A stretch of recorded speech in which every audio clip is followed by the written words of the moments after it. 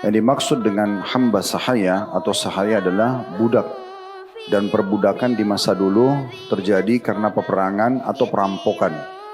Kalau di masa dulu itu sebelum negara atau dunia aman seperti sekarang. Kalau sekarang kita kemana-mana pakai pesawat, darat, udara, laut semuanya aman. Sedikit saja ada perampok, ada teror, maka bisa nyebar seluruh dunia. Mungkin disorotin gitu ya. Dan sangat mudah ditangkap pelakunya. Kalau masa dulu tidak seperti itu. Mungkin kalau kita dari satu kota ke kota yang lain, di tengah jalan bisa diserang oleh perampok, lalu kemudian diambil harta kita, kita pun dijual di pasar perbudakan. Di seluruh dunia dulu ada pasar budak. Maka itu bisa saja dari perampokan, bisa juga dari tawanan perang. Maka diperjualbelikan di pasar.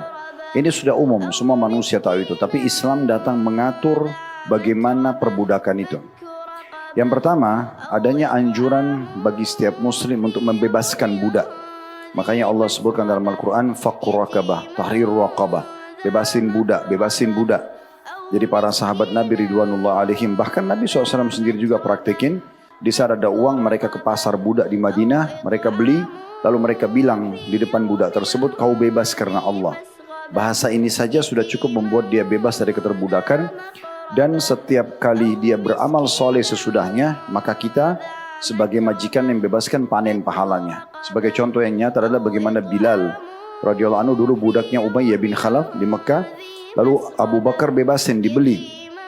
Maka semua amal soleh yang dikerjakan oleh Bilal, termasuk dia menjadi muadzin dan panen pahala semua sahabat yang sholat pada masa itu, dan juga pahala jihadnya, pahala pernah jadi gubernur di masa Umar bin Khattab, pahala pernikahannya, pahala anak-anaknya, semua ini dipanen oleh Abu Bakar yang membebaskan.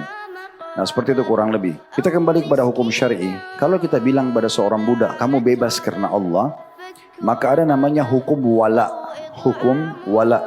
Kalau sudah pernah dengar, alhamdulillah. Kalau belum pernah dengar, hukum wala ini, kita akan menjadi salah satu ahli waris dari budak itu. Kalau sampai misalnya setelah kita bebasin, kemudian dia merdeka, lalu dia menjadi orang kaya raya, lalu dia meninggal. Karena kita yang bebasin dia, kita termasuk menjadi ahli waris, padahal sebenarnya kita bukan kerabatnya. Itu namanya hukum wala, ya. Biasanya dikatakan maula.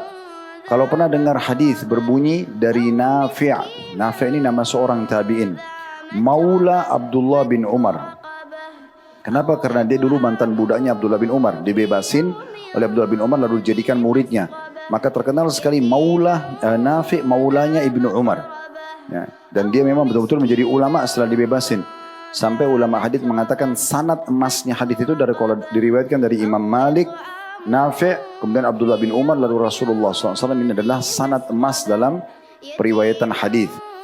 Kemudian juga kita dianjurkan atau dibisakan atau memungkinkan secara hukum syar'i menjadikan budak sebagai pembersihan dosa kita.